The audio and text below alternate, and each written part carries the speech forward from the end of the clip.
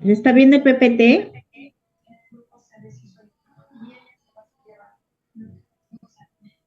Sí, Sí, licenciada, se puede licenciada, se puede observar. observar. Sí se observa, ya, Sí. Sí. ya. Ahora, vamos a conversar un poco de lo que es la terapia preventiva. La terapia y tamizaje sistemático de la TB, ¿no? Entonces, la terapia preventiva comprende la indicación y suministro de medicamentos preventivos a personas a quien se les ha descartado la tuberculosis, como por ejemplo los contactos. Los contactos se les descarta la TB y el médico es el que indica la terapia preventiva. Igualmente, en pacientes con VIH, igualmente se les descarta la TBC activa y se les indica la terapia preventiva. Entonces, ¿quiénes son los que reciben esta terapia preventiva? Primero, menores de 5 años que son contactos de caso índice de TBC pulmonar, es decir, todos los casos de tuberculosis pulmonar y que esos casos tengan contactos menores de 5 años, sí o sí se les debe indicar la terapia, ellos deben recibir la terapia preventiva de tuberculosis. De 5 años a más, de 5 años a más, que sean contacto de casos índices con TBC con confirmación bacteriológica. Hablamos que una confirmación bacteriológica es aquella que puede ser por un criterio bacteriológico, por una muestra de esputo, puede ser por un cultivo o puede ser por una prueba de sensibilidad donde se evidencia la tuberculosis pulmonar, ¿no? También aquellas personas, niños de 5 años a más, ¿no? Que tengan un resultado de un PPD. El PPD es un criterio inmunológico que se realiza en el antebrazo y sale, si es mayor de 10 milímetros, es porque es un PPD positivo. Eso no significa que yo tenga una tuberculosis, no, es una tuberculosis latente, ¿no? Pero que ellos, una vez descartada la tuberculosis, también tienen que recibir esa terapia preventiva. Ahora, ¿quiénes más deben recibir la terapia preventiva? Los que les dije, las personas con grupos de riesgo, sabemos quiénes son las personas con grupos de riesgo y las personas que son vulnerables para la tuberculosis. En estos entran los pacientes con VIH-Sida, ¿verdad? Los pacientes diabéticos, hipertensos, a cualquier que tenga su sistema inmunológico, no esté bien su sistema inmunológico, el médico es el que indica para que sí o sí, una vez descartada, nunca se olviden que primero antes de dar la terapia preventiva de TB, primero tiene que ser descartada la enfermedad. Una vez descartada la enfermedad, recién se le da la terapia preventiva. ¿Cuántos días tenemos para hacer ese trabajo? Lo dije en el PPT anterior, 2 semanas, ¿no? Entonces, definitivamente, no deberíamos demorarnos mucho en descartar una tuberculosis activa. Igualmente, personas con diagnóstico de VIH que nunca hayan recibido terapia preventiva, o las personas con diagnóstico de VIH que abandonaron el tratamiento antirretroviral más de un año, independientemente de que hayan recibido o no terapia preventiva. Hay personas con VIH que abandonan su tratamiento antirretroviral. Entonces, ellos deberían recibir sí o sí su terapia preventiva, como eso decía. Nosotros tenemos tenemos esa comunicación con la estrategia de VIH para que todos los pacientitos nuevos de VIH, antes de que reciban su tratamiento antirretroviral, eh, primero sea descartada la tuberculosis y inicie su terapia preventiva, ¿no? Entonces tenemos que concientizar bien a estos pacientes con VIH, porque en el tratamiento antirretroviral a ellos solamente se les mide la carga, ¿no? Entonces, para ver si realmente o no ese tratamiento está haciendo efecto, ¿no? Y su CD4 también es muy importante, ¿no? Y no es como el tratamiento de tuberculosis, que los criterios para ver si ese paciente o no realmente le está haciendo bien ese tratamiento es por otros criterios, definitivamente, ¿no? El tipo de monitoreo es muy diferente. No, la no disponibilidad de pruebas inmunológicas como el PPD no es un obstáculo para indicar o administrar la terapia preventiva a contacto según indicación médica después de haber descartado. Eso olvídense, porque a veces el personal de salud dice, no, pero no tengo PPD, pero como si el PPD no es un obstáculo para indicar o administrar una terapia preventiva. La indicación de la terapia preventiva está a cargo del médico tratante, ¿no? Y la organización de la administración de esta misma por el personal de enfermería. Todo esquema que incluye isoniazida sí o sí debe recibir, además de una piridoxina de 50 miligramos, ¿no? Por cada dosis de isoniazida administrada, ¿no? Entonces, iniciar terapia preventiva previa evaluación del médico consultor con las siguientes condiciones. A ver, acá, un poco para no confundirnos, Juan Pérez es un paciente con un esquema sensible, no tiene resistencia a nada, y sus contactos le descartaron tuberculosis y el médico del tratante inició terapia preventiva. Pero si Juan Pérez tiene una resistencia a un medicamento, ¿no? A cualquiera, puede ser, yo les hablé la resistencia isoniazida, rifampicina, o puede ser multidroga resistente, ¿no? Sus contactos ya no tendrían que ser evaluados por el médico tratante, sino tienen que ser evaluados por otro tipo de médicos especialistas. Porque como son pacientes que tienen una farmacoresistencia, el contacto sí va a ser tratado, va a ser evaluado muy diferente a los contactos de casos de TBC sensibles, ¿no? Un poco para saber que los manejos del contacto de TBC sensible es muy diferente al manejo de los contactos de una TBC con una fármaco resistencia a alguna droga, ¿no? Entonces, el procedimiento para la administración de terapia preventiva definitivamente firmar el consentimiento informado. Si son menores de 5 años, el papá sí o sí tiene que firmar consentimientos informados.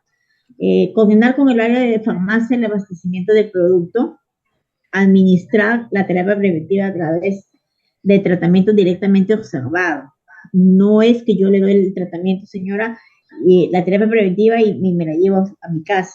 No, tiene que ser administrado y directamente administrado el tratamiento en boca, ¿no? Y la terapia preventiva tiene que estar registrada, administrada en la tarjeta y también en el sistema de información que nosotros manejamos. Ahora, esto son los esquemas para terapia preventiva en niños mayores de 2 años hasta 14 años. Antiguamente, las normas manejaban solamente la isoniazida. Entonces, la isoniazida dábamos terapia preventiva y teníamos 6 meses. Ahora, con estas terapias preventivas acortadas, ¿no? Lo que queremos es que sea un poco más, tenga mayor flexibilidad para el papá y también para el contacto para tomar esos medicamentos. Yo como padre o madre quisiera que mi hijo me lo tome en 3 o en 6 meses, lógicamente en 3 meses. Entonces esta norma habla bastante de los esquemas acortados y de las terapias preventivas acortadas. En este caso, como primera elección, tenemos la rifampicina la rifampicina y la isoniazida. Entonces, va a ser por 3 meses, ¿no? Aquí está la dosificación de acuerdo al peso, ¿no? Entonces, ya estamos con estos esquemas para niños mayores de 2 años hasta 14 años, pero si un paciente por A o por B, no sé, no pueda tomar la rifampicina, tiene la otra opción, que es la rifampicina más la isoniazida, que también es por 3 meses. Por eso, las 3HR, que es la isoniazida más la rifampicina, es un esquema alternativo, pero en sí, el esquema de primera elección es la isoniazida más la rifampicina. Entonces, esta terapia preventiva incluye lunes a domingo, incluye feriados, ¿no? Eso es algo también que está dentro de la norma. Y el personal de salud realiza la vigilancia activa de alguna posible reacción adversa. Pero ya sabemos que si yo tengo un niño de 2 años, mayor de 2 años a 14 años, mi primera elección va a ser 3HP, así le decimos nosotros, 3HP, 3 meses de isoniazida más rifampicina, 12 dosis, y aquí está su pesa de 10 a 15 kilos, cuántas tabletas le voy a dar, de isoniazida 3 y de rifampicina 2, ¿no? 2, entonces, en 3 meses, 12 dosis, y mi paciente y mi contacto va a estar bien. Antes lo demorábamos mucho, dábamos solamente la isoniazida y lo dábamos solamente por 6 meses. Entonces, esto lo que quiere esta nueva norma es acortar los tiempos y tener mejor adherencia tanto al paciente como al contacto. Ahora, si yo tengo un niño menor o igual de 2 años, entonces ahí ya cambia. Nosotros tenemos isoniazida, las 3H y rifampicina, pero en dosis fijas dispersables. Entonces, definitivamente, ¿por qué llamamos dispersables? Porque son aquellas que tú las puedes disolver en 100 mililitros de agua, las mueves bien y te las tomas. Y ya no son pastillas, sino son dispersables, así como un polvito, ¿no? El sabor no es desagradable, ¿no? Entonces sí nos ha ido bien, ¿no? Pero son niños menores de igual de 2 años. A veces los niños no pueden deglutir, entonces se les está dando estos tipos de, de medicamentos que se llaman dispersables, ¿no? Pero también tenemos aquellos medicamentos que son monofármacos, que a veces el niño menor o igual de 2 años no es candidato a estas dispersables por cualquier motivo, pero también tenemos monofármacos que vienen solamente la isoniazida y la rifampicina, nada más, ¿no? Entonces, y los mayores de 14 años, mayores de 30 kilos, tenemos pues las 3HP, que es la isoniazida más la rifampicina, que son también igual por 3 meses, ¿no? Y damos a esos pacientes. Entonces, aquí se ha habido, lógicamente, cambios en lo que en lo que son las terapias preventivas, porque solamente nosotros manejamos lo que es la isoniazida. La isoniazida lo manejamos por 2 meses. Ahora hablamos de rifampicina, hablamos de dosis fijas combinadas, estamos hablando de dosis fijas combinadas dispersables. Entonces, son otros tipos de medicamentos que anteriormente no han sido administrados, ¿no? Entonces, también para contactos de casos de tuberculosis, por ejemplo, lo que les decía, ¿no? Si yo, en mi caso, Juan Pérez, yo soy resistente a la rifampicina, entonces yo, Karina Vázquez, soy un contacto, lógicamente ya no me van a dar los otros medicamentos. Mi medicamento, mi terapia preventiva va a ser diferente, ¿no? Entonces, si mi contacto es de TBC con resistencia isoniazida, yo voy a recibir rifampicina durante 4 meses, ¿no? Y ese sí, igualmente de lunes a domingo. Ahora, si yo soy un paciente con resistente a rifampicina Y como les decía, MDR significa que si es resistencia a rifampicina más isoniazida, yo voy a recibir levofloxacina. Me dejo entender.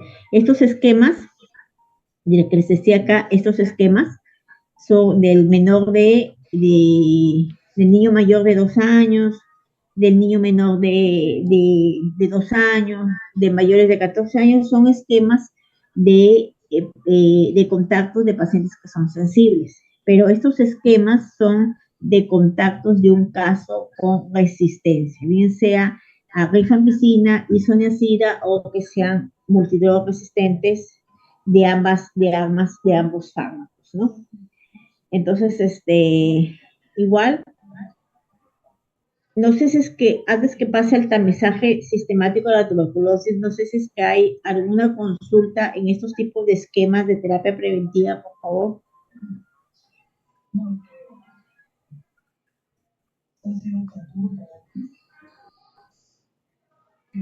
Por favor, alguna pregunta porque esto es algo nuevo. Entonces, sí, un poco para que quede claro y no nos confundamos. Ya la isoniazida sola por 6 meses casi ya no la estamos manejando otros tipos de terapias preventivas acortadas y es de acuerdo a la edad.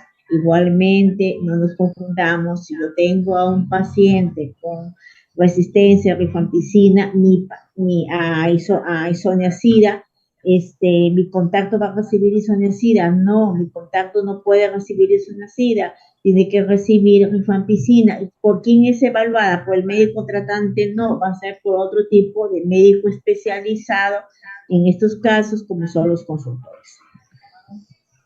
Bueno, continúo. El tamizaje sistemático de la tuberculosis es la detección de las personas con riesgo de presentar TB en un grupo objetivo, mediante la evaluación de síntomas y el uso de pruebas, exámenes y otros procedimientos que puedan ser aplicadas con rapidez, ¿no? Entonces, las pruebas o procedimientos de tamizaje de la TB puede ser tamizaje por síntomas, no se olviden, tos, flema, fiebre, hemoptisis, pérdida de peso, sudoración, ¿no? Aquí estamos hablando de descartar tuberculosis, es una tuberculosis presuntiva, pero también tenemos otros tipos de tamizajes que puede ser a través de los equipos de rayos X. Igualmente, tenemos por ejemplo, en el centro penitenciario de Pixi, nosotros tenemos un equipo de rayos X y ahí están haciendo un tamizaje, ¿no? Puede tener los síntomas, se detecta una tuberculosis presuntiva, no se olvide, presuntiva porque se define por la presencia de dos signos y síntomas, ¿no? Y a la vez le descarto yo una o examen radiológico. Puede ser que su BK me salga acá negativo, pero puede ser que su radiografía sea normal y tenga una tuberculosis activa, ¿no? Ese es el tamizaje. Como les dije, la búsqueda pasiva y la búsqueda activa, ¿no?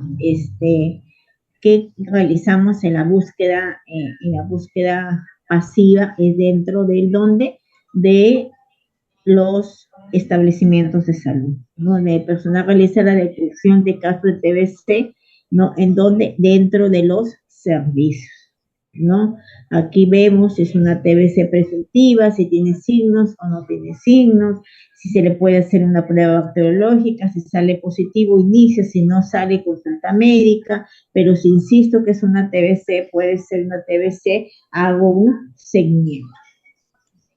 Y la búsqueda activa, como les dije, la detección de casos de TBC presuntiva en contactos de zonas de alta prevalencia, como cuáles hablamos de población cerrada, semicerrada, hablamos de un examen radiológico, de una evaluación médica, de una prueba bacteriológica. Entonces, esta norma nos habla bien de la búsqueda pasiva dentro de los establecimientos y de la búsqueda activa fuera de los establecimientos, en población cerrada, semicerrada, población vulnerable o población en riesgo.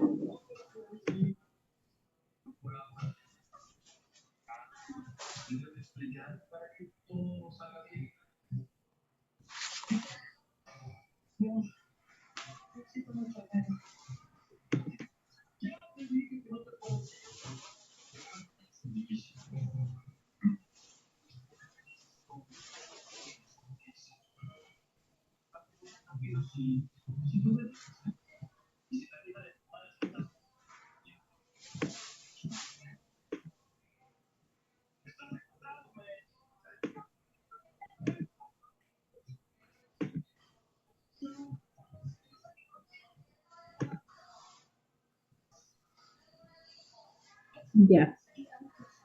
Acá vamos a hablar del componente de organización de la atención de la consulta externa y soporte por niveles de atención, ¿no? Entonces, los niveles de atención tenemos el primer nivel, el segundo nivel y el tercer nivel, ¿no? Entonces, en el primer nivel están todos los establecimientos de categoría, centros y puestos de salud. En el segundo nivel, igualmente, están los de establecimientos de atención especializada, establecimientos de atención general, que puede ser de categoría 2.1, 2.2 o 2C. Y el tercer nivel definitivamente es el establecimiento general. También tenemos establecimientos de atención especializada, pero también con una categoría mayor que como la categoría 3.1, ¿no? Entonces, por ejemplo, las Mercedes es una categoría segundo nivel, ¿no? Entonces, las funciones prácticamente van a ser diferentes en algunas circunstancias, como cuáles, por ejemplo, en el primer nivel está la prevención, la vacuna de BCG, control de infecciones, estudio de contactos, administración y seguimiento de terapia preventiva, aprendizaje sistemático de la TB, y intervenciones educativas y comunicacionales con personal de salud. Tienes la prevención, tienes la recuperación, tienes la rehabilitación y tienes la promoción de la salud, ¿verdad? Eso es en el primer nivel. Ahora, en el segundo nivel, ¿tienes la prevención como el primer nivel? Sí. El segundo también tiene la prevención, ¿no? Porque también en los hospitales vacunan a BCG, también hacen control de infecciones respiratorias. Ellos deberían hacer sus planes de control de infecciones respiratorias en los hospitales, ¿no? Más aún si esas salas de esperas están recontrallenas.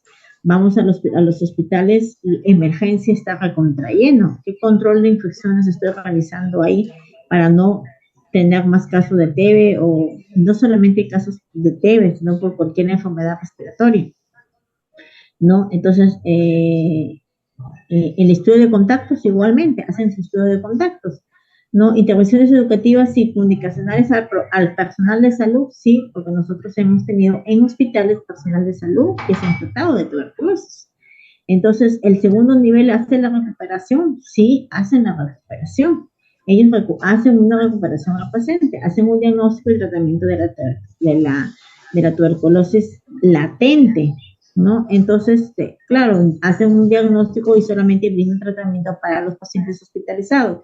Una vez que ese paciente sale de la hospitalización, es derivado a su establecimiento de salud y hacen la rehabilitación. Igualmente, ¿no? Todo paciente con TB, la mayor probabilidad siempre va a dejar una identificación y manejo de secuelas, ¿no? De tuberculosis. Y ahí tienen que pasar por el especialista de neumología, ¿no? Ese es el segundo nivel. Y el tercer nivel, igualmente, va a ser lo mismo que el segundo nivel. La prevención, la recuperación y la rehabilitación, ¿no? Incluso, por ejemplo, en el hospital Hipólito, me parece, en Lima, ellos hacen la atención quirúrgica, ¿no? Entonces, lo acá no hacen, ¿no? Entonces, en pacientes afectados con tuberculosis, ¿no? Ahí hay una UNED, ¿no? Que está dentro de ese tercer nivel, entonces realizan ese tipo de cirugías, ¿no? Entonces, en lo que diferencia el primer nivel es que en el primer nivel sí hacen la prevención, la recuperación, la rehabilitación y la promoción de la salud, mientras que en los otros niveles sí, lógicamente, la promoción de la salud no la trabaja, porque el primer nivel trabaja con sesiones educativas, consejería a través de la visita domiciliaria, sesiones y entrenamiento de agentes comunitarios, entornos saludables en salud, respiratoria y vigilancia comunitaria, elaboración e implementación de planes para trabajar con los agentes comunitarios en salud y la promoción del abordaje de los determinantes sociales. Aquí se trabajan bastantes con municipalidades, más aún en los distritos con mayor incidencia de tuberculosis se tendría que trabajar los determinantes sociales, lo que no se hace en el tercer mundo ni en el tercer nivel. Igualmente, estos son los componentes, las prestaciones, tenemos las consultas, las atenciones por consulta externa, internamiento, emergencias, aporte y atenciones de extra o comunales. La organización, cómo está organizado, la gestión y el financiamiento. Estos son los componentes que están dentro de una organización, ¿no? Al menos en la estrategia de tuberculosis, y que está también por niveles.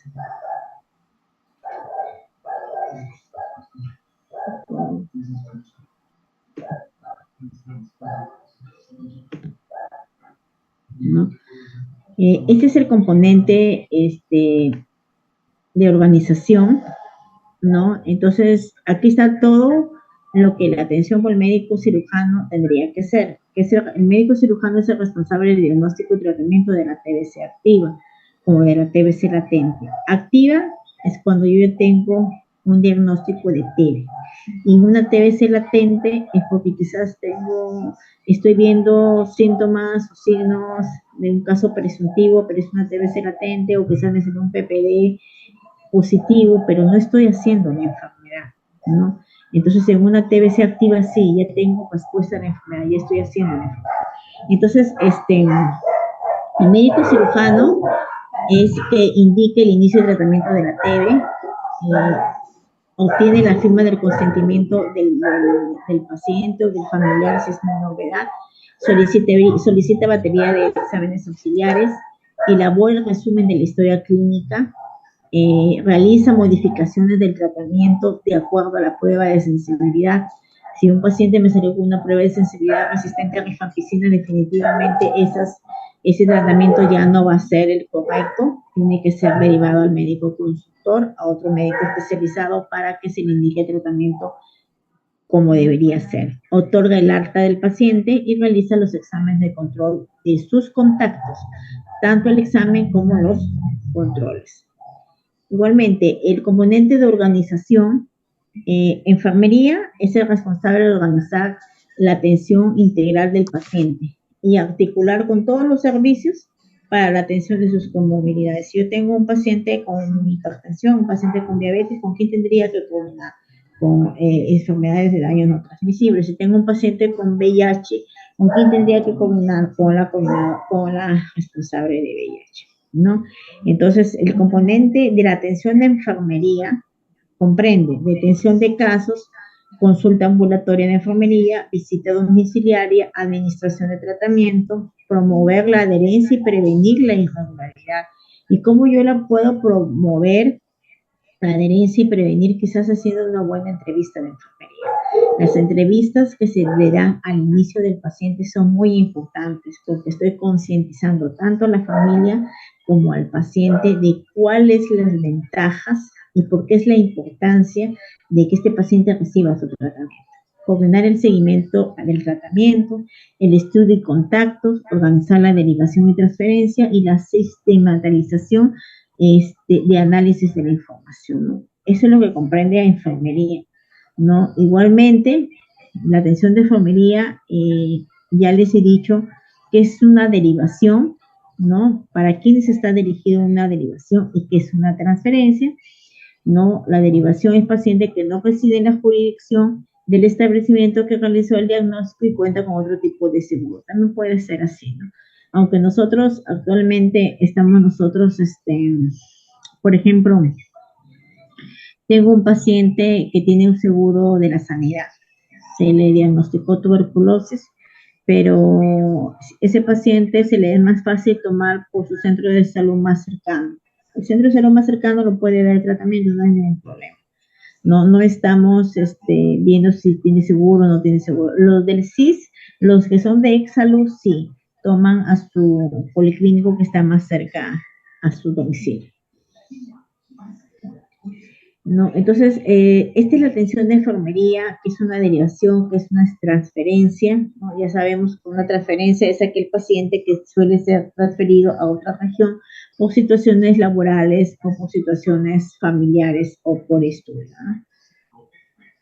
No, la atención social igualmente, no tenemos muchas asistentas sociales, pero es muy importante porque son a través de ellas o ellos son los que identifican los factores y conductas de riesgo asociados para que este paciente no pueda continuar con el tratamiento. Ellos elaboran un informe situacional incluso de la vivienda del paciente, ¿no? ¿Sí?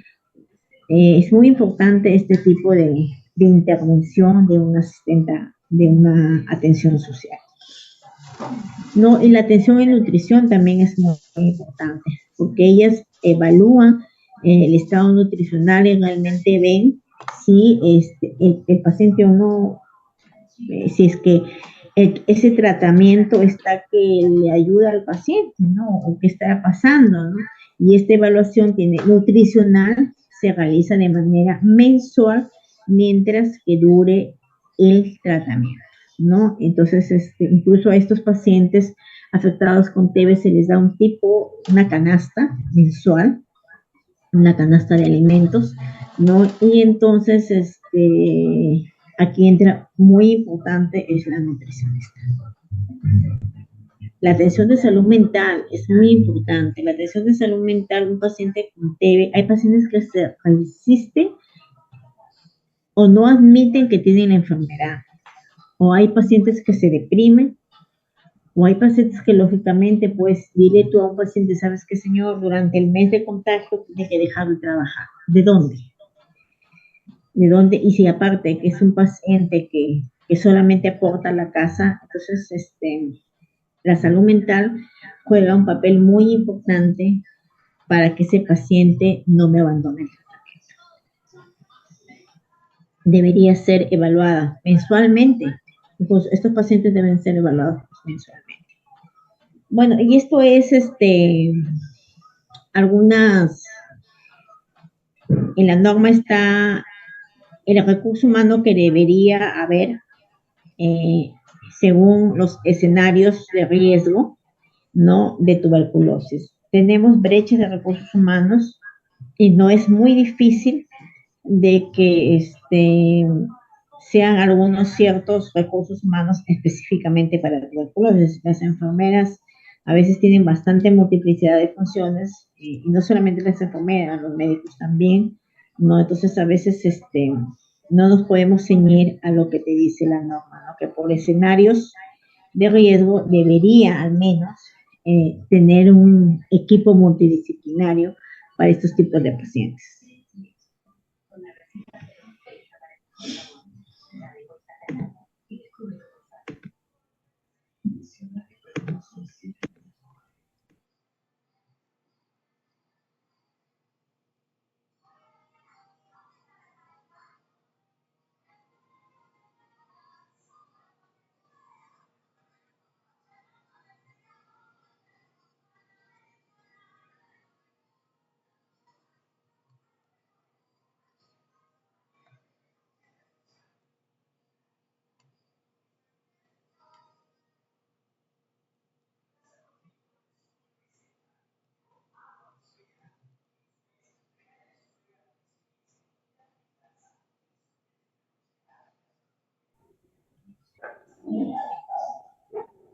¿Cómo son las intervenciones en grupos de riesgo? Por ejemplo,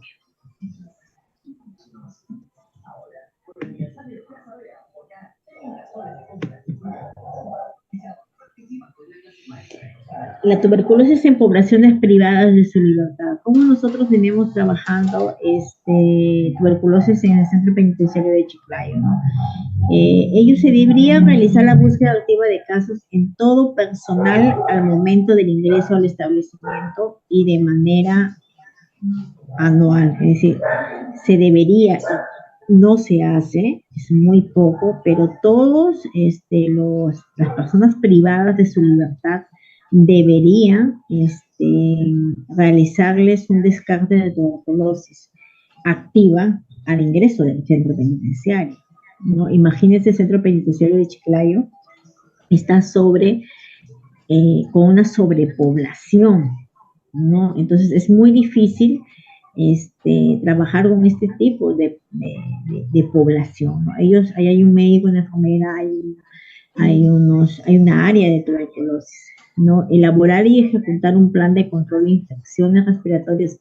Imagínense con el hacinamiento que se tiene actualmente en los centros penitenciarios, se debería fortalecer esos planes de control de infecciones, y que es muy difícil porque nosotros en la norma dice, promueves, cuando les dije, no, promueve la ventilación natural, promueve el, el, el, ¿cómo se llama? La ventilación, la iluminación, ¿no? Y con ese hacinamiento, pues, es un poco difícil, ¿no? Asegurar el acceso al diagnóstico. Ahí en el centro penitenciario sí se sacan su diagnóstico de tuberculosis, tienen un laboratorio, incluso tienen un servicio de radiología.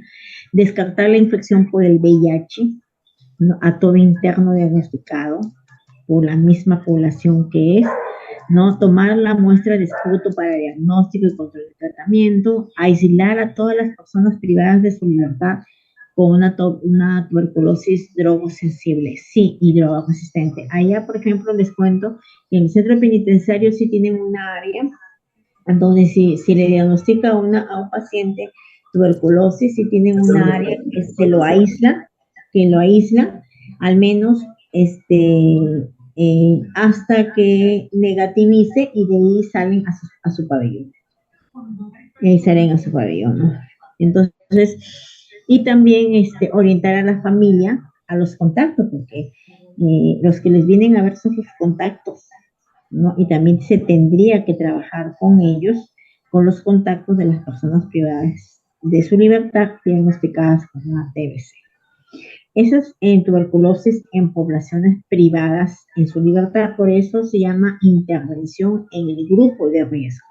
Otro grupo de riesgo son las poblaciones indígenas, ¿no? Que también se tendría que trabajar con este tipo de poblaciones, ¿no? Indígenas, quechohablantes, ¿no? Entonces, que también se tendría que trabajar un plan con ellos para hablarles sobre la prevención de la enfermedad, ¿no? Entonces, igualmente que como el centro penitenciario, este plan incluye actividades y flujos para realizarse un diagnóstico, para realizarse una prueba de sensibilidad, para que si esa población indígena tienen alguna tuberculosis activa, cómo suministrarles el medicamento, cómo realizarle un estudio de contacto, ¿no? Igualmente, no hemos tenido, más son en zona, la tuberculosis aquí en Lambayeque, más casi el 80% está aquí en la provincia de Chiclayo, no son los con la mayor incidencia de TB.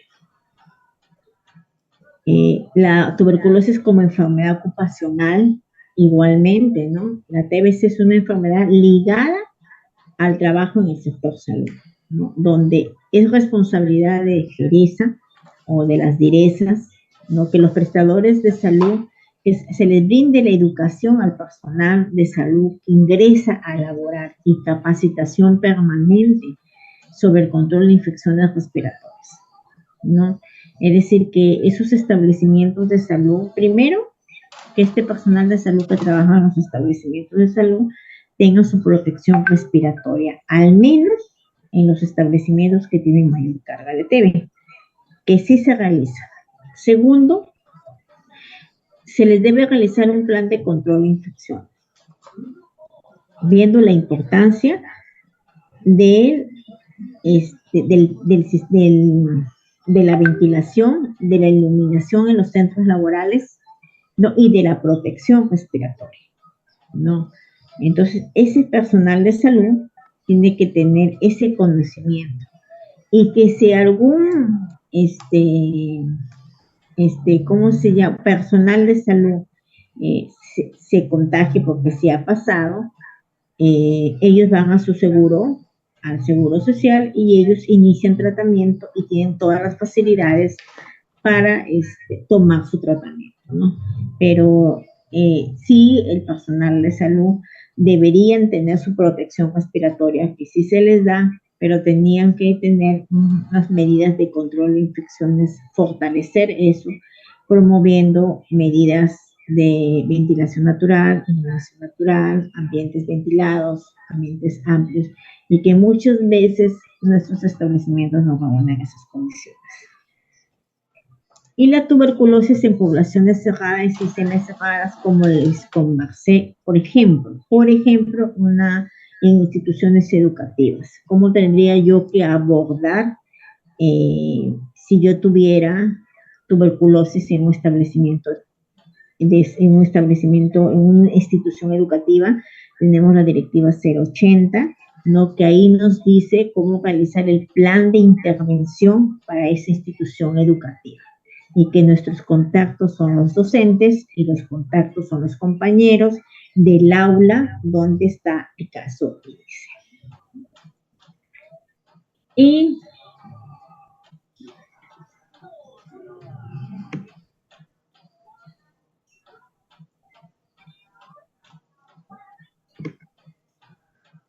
Y les quiero compartir una presentación sobre esta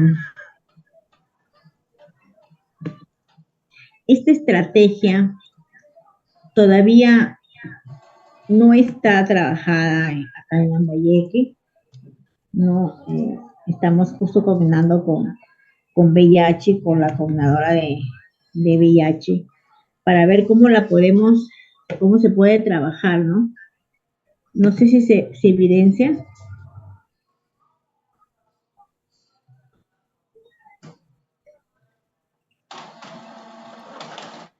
Aún no se puede visualizar. Ya, un momentito.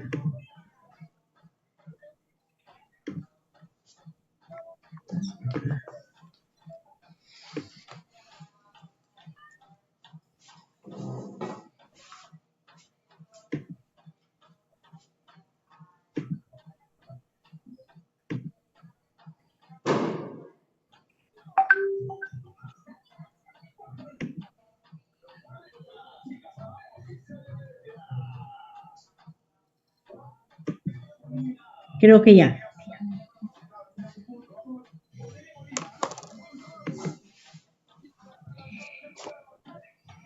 Ya, la Dirección de Prevención y Control de VIH-Sida,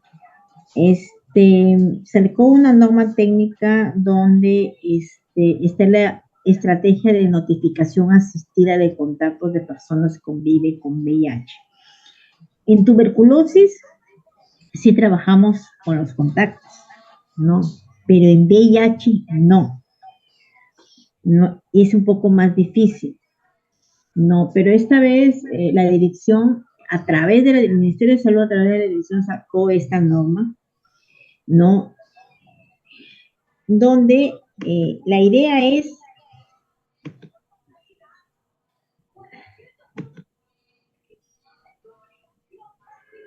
trabajar la notificación asistida de contactos o parejas sexuales. Ha sido por mucho tiempo una importante estrategia de salud pública, ¿no? Para el control de enfermedades infecciosas como la tuberculosis, como les dije, y el COVID, ¿no? Se acuerdan en la etapa del COVID, ¿no? Y teníamos COVID y también trabajábamos con los contactos, ¿no?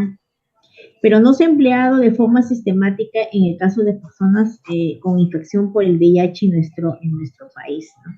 Entonces, la Organización Mundial de la Salud ya desde hace muchos años recomienda o recomendaba nuevas técnicas de búsqueda de casos, como los servicios de notificación o los contactos de personas viviendo con el virus, ¿no? Por su riesgo de exposición al VIH, ¿no? Entonces, esta estrategia es voluntaria y debe ofrecerse como parte de un conjunto integral de servicios de pruebas y de atención. Es decir, lo que se quiere aquí es trabajar con los contactos, pero es difícil porque yo tengo VIH, entonces tendría que trabajar con el caso índice, que es la persona con VIH, y decirle, ¿sabes qué, señora? ¿Con quién contacto estuvo usted? ¿No? Y porque por algo se tuvo que contagiar ese paciente, ¿no? Entonces, lo que estamos buscando es que esa estrategia de trabajar con esos contactos sea realizada acá en el Perú, ¿no? Entonces, que sean implementadas con una notificación asistida. Lógicamente, nosotros realizamos la notificación, pero no realizamos el censo de contactos en pacientes con VIH. Entonces, recién ha salido esta norma, ¿no? Y tenemos para esto un consentimiento informado, tenemos una confidencialidad, tenemos que tener consejería y la confirmación del resultado de prueba y lógicamente la conexión con la vinculación para el tratamiento, ¿no? Entonces, de verdad que es algo innovador, pero yo se los quería presentar, ¿no? Porque la norma está, pero todavía no está implementada acá en Lambayeque.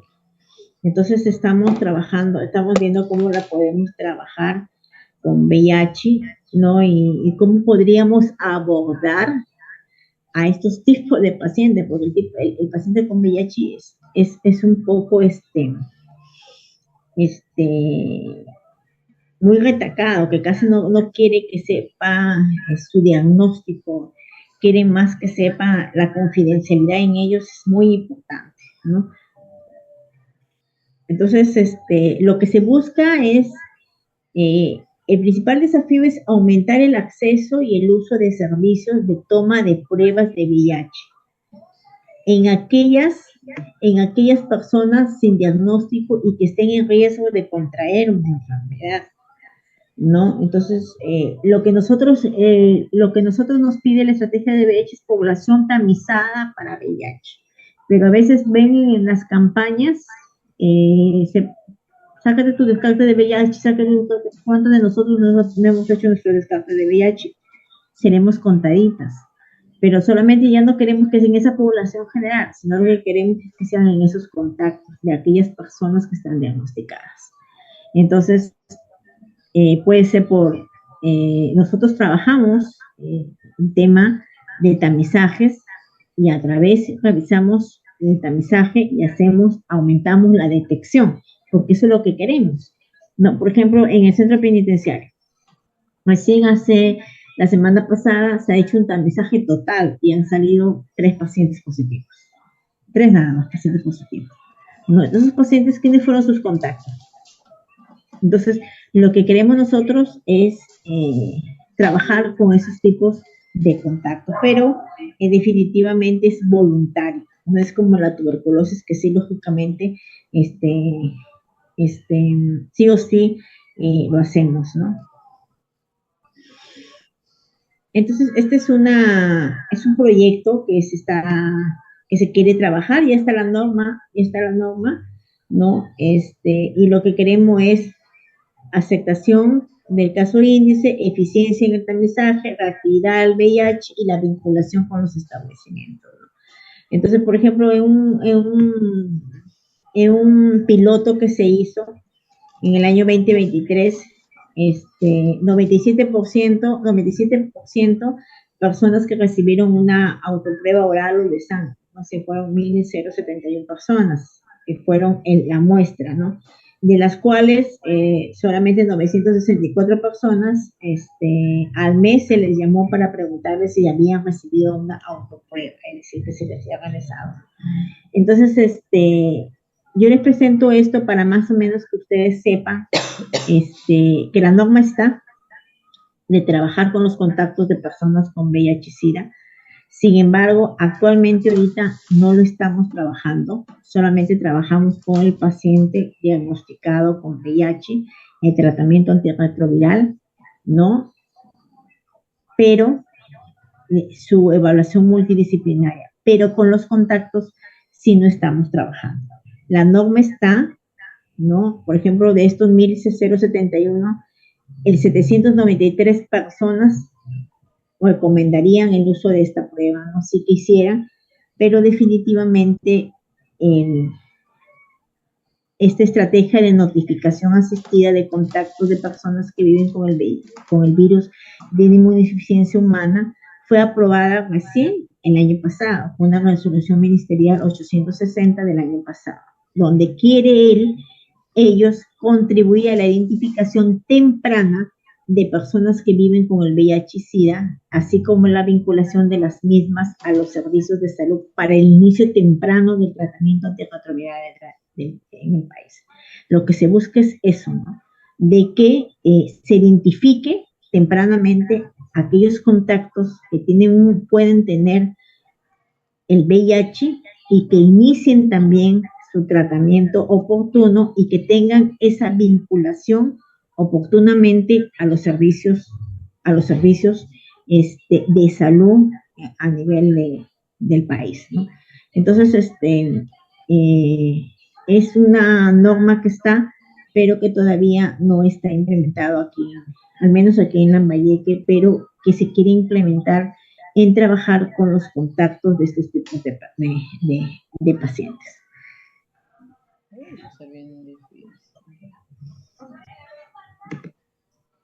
El objetivo general de esta norma es establecer las disposiciones de la estrategia de notificación asistida de contacto, que es el NAP, de personas que viven con el VIH en el Perú. El objetivo específico es capacitar al personal, implementar el sistema de registro y establecer las disposiciones. Como les decía, el ámbito en los establecimientos, todo el proceso de atención del NAC, de lo que es este tema de contactos asistidos, la notificación de contactos asistidos va a ser como una protección de datos, la confidencialidad, la gratuidad de la atención en los establecimientos de salud y el enfoque tiene que ser con derechos de género e interculturalidad, ¿no? Entonces, eso es lo que se quiere trabajar. Yo lo quería presentar en este espacio, más o menos para que ustedes tengan conocimiento que la norma técnica está de trabajar con los contactos, con la notificación de contactos, ¿no? Pero que todavía no se ha implementado aquí en la región Lambayeque. No sé si es que habrá alguna pregunta, por favor.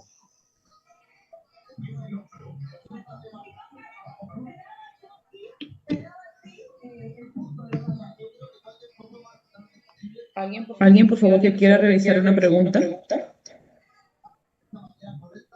O en el chat.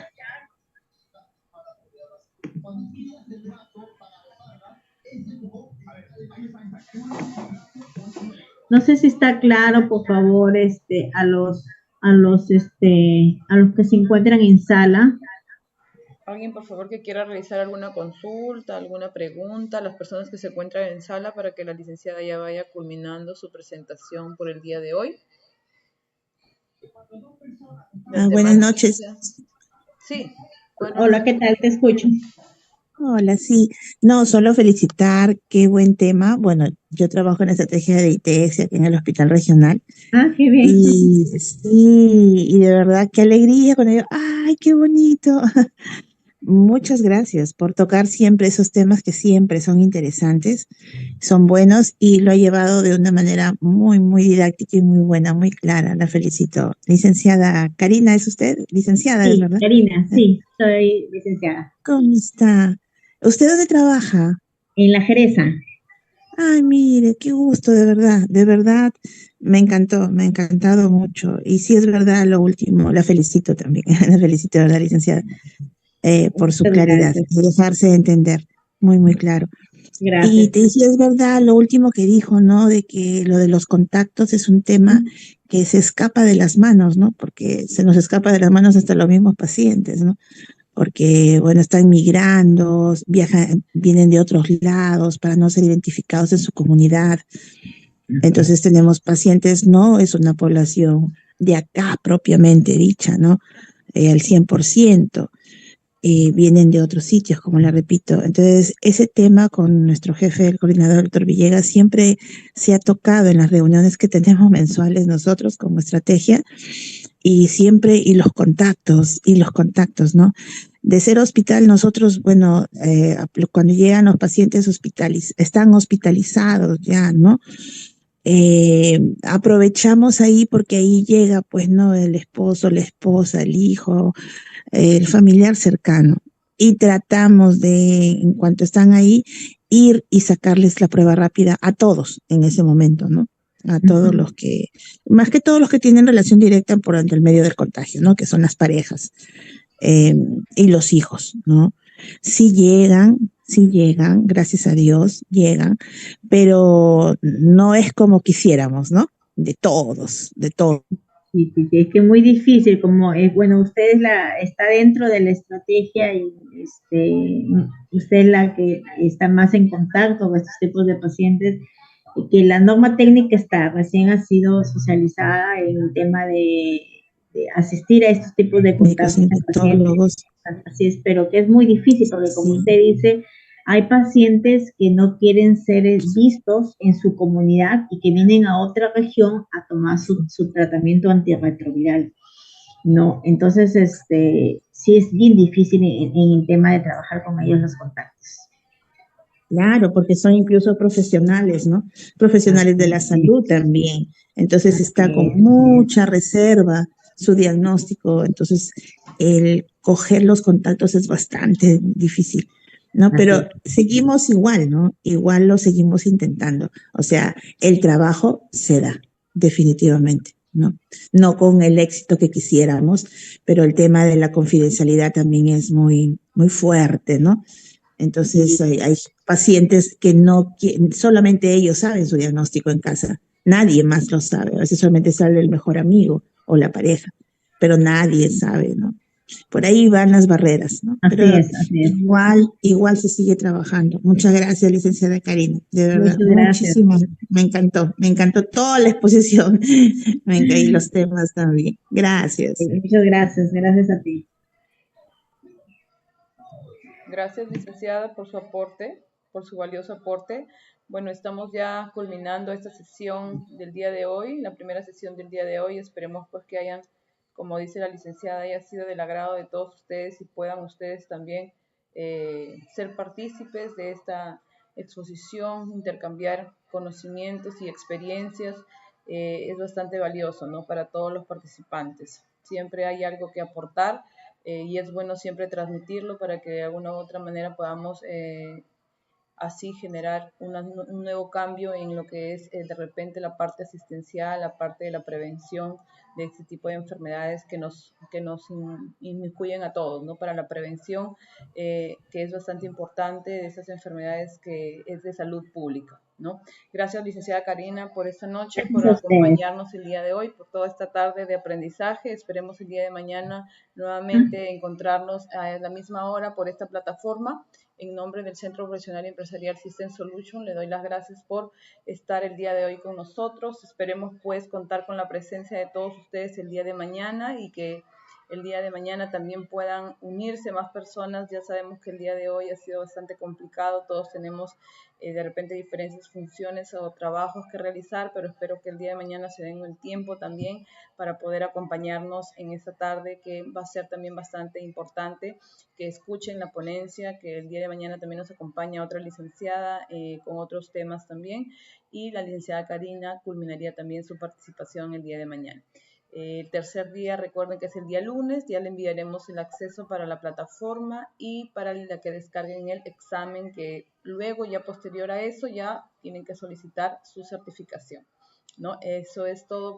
Tengo el agrado de informarles. Si tuvieran alguna consulta a través de los WhatsApp de la empresa, al 94945012 para que puedan comunicarse. Si desean registrarse, también hay otros cursos que el día de mañana estaremos comunicando para que puedan ustedes, si están interesados, inscribirse y también puedan ser un ente multiplicador para sus colegas.